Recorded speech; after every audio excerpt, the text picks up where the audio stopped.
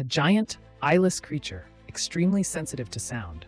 An Earth where most of humanity has been wiped out by monstrous hordes. A small house where every sound must fade into nothingness. One mistake and all efforts to survive could crumble. 6 years ago, this intriguing idea helped A Quiet Place scream loud at the box office, bringing in a revenue 20 times higher than its production cost. The end of part 1 left lingering questions about the next steps of the Abbott family, making viewers curious and eager to return to the theaters for the sequel.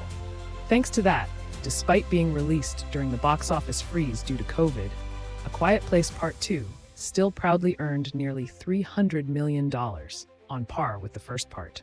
And in just a few days, the next installment of the series will be released, taking us back to the first day the fierce creatures landed on Earth, with more prey than ever before.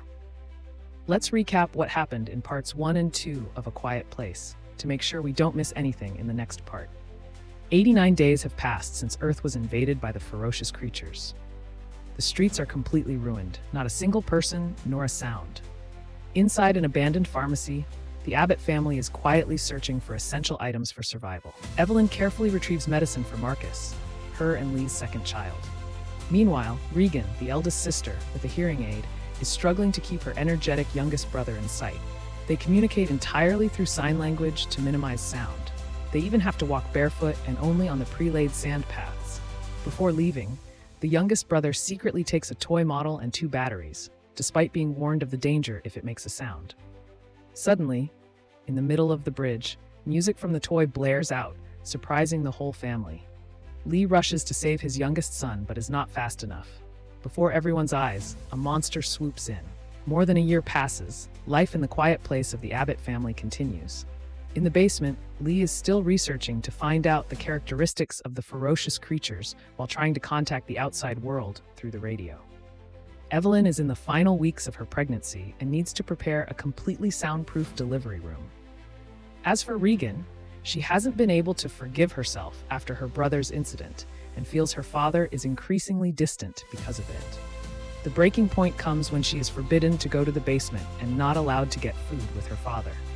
The resentment in Regan's heart rises. She refuses the new hearing aid that Lee has improved and leaves home, taking her brother's relic and the new hearing aid. Regan runs straight to her brother's grave. On the way back from the stream, Lee and Marcus see an old man beside his deceased wife. He screams in frustration, and once again, we witness the ferocity of the monster. In a split second, it flies in and delivers a fatal blow to the old man. At home alone, Evelyn accidentally knocks a nail in the basement loose without knowing. In the middle of the night, she goes into labor and rushes down to the basement, turns on the light, and signals. As she steps down the stairs, her soul steps on the nail. Evelyn's scream and the sound of falling objects immediately attract a monster to follow her down to the basement.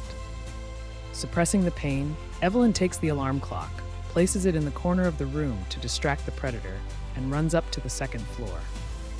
From afar, Lee and his son see the red light turn on, signaling that those inside the house are in danger.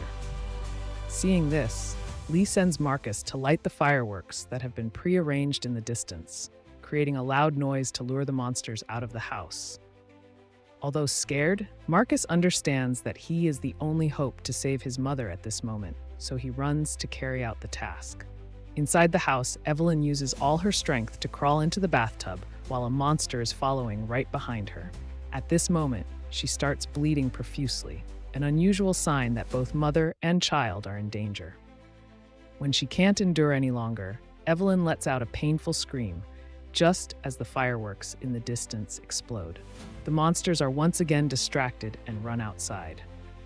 Lee returns home with a gun and finds Evelyn and her children in a pale state. He takes them to the prepared delivery room.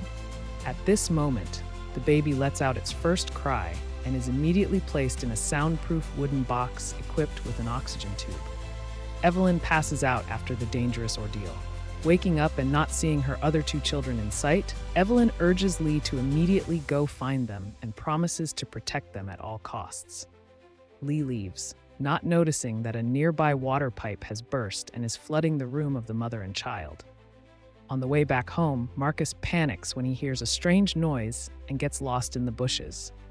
Regan, while looking for her brother, suddenly hears an unusual sound coming from the hearing aid. She doesn't know that there's a monster behind her, and it's also affected by this sound. The two children safely escape onto the roof of a corn silo. While arguing, Marcus loses his footing, falls, and gets stuck in the corn swamp. Without hesitation, Regan jumps down to save her brother, only to find herself sinking as well. After a struggle, the two children pull themselves onto a piece of metal and are temporarily safe. However, above them, a monster has heard the noise and begins to patrol. It jumps inside, just a metal sheet away from the two siblings. Once again, the hearing aid in Regan's hand emits an annoying sound, causing the creature to painfully pierce through the metal sheet and run away. The two siblings luckily escape and reunite with their father outside. By now, water has flooded the room while Evelyn is unconscious. She wakes up to a pool of water at her feet, a monster beside her, and the cover has flown off, revealing the faint cries of the baby. With the water flowing rapidly, she quietly hugs the baby and goes down to the basement to find traces of her husband and children. In a moment of distraction, Lee is thrown off the roof by a monster, but in a natural reflex to protect his father, the two children from afar scream. The truck the two are hiding in is immediately attacked. Using his last bit of strength, Lee stands up and drops the axe to the ground. This sound distracts the monster once again, and it moves towards him. In the dim light, Lee looks straight into his daughter's eyes and says that. Then, Lee screams, letting the monster take him. Lee has sacrificed. Taking this opportunity, Marcus gently drives the truck home, but at this moment, Evelyn and her 3 children are not yet safe. She takes the 2 children down to the basement, and there, Regan tearfully sees all her father's efforts in making the hearing aid for her. Another uninvited guest continues to visit the basement, angrily destroying the deceased father's radio and taunting the gun of the mother who has just given birth. Regan quickly finds the only weakness of this ferocious creature: high-frequency sounds. When they get close to her hearing aid, the device turns on, and in a split second, the monster writhes in pain. The sound is amplified through the microphone, making the weak point even clearer. In pain, the creature reveals the only part that can be penetrated by bullets: its throat. Then, choosing a candy from Evelyn, the sound unintentionally attracts a horde of monsters rushing towards the house like darts. Only this time, the survivors are ready to fight. Opening Part 2, the audience is taken back to the first day the ferocious creatures visited Earth. In the middle of Marcus's baseball game, an object resembling a meteorite suddenly tears through the sky, burning the clouds, and hurtles towards the ground. Very quickly, the entire town becomes chaotic. The main characters encounter the monsters for the first time and witness them blowing up a car with a single note. Hiding in a restaurant, Lee discovers that these creatures are particularly attracted to sound. Outside, Evelyn and her 2 sons are protected by a police officer with heavy weapons, but the flying monster is not fazed.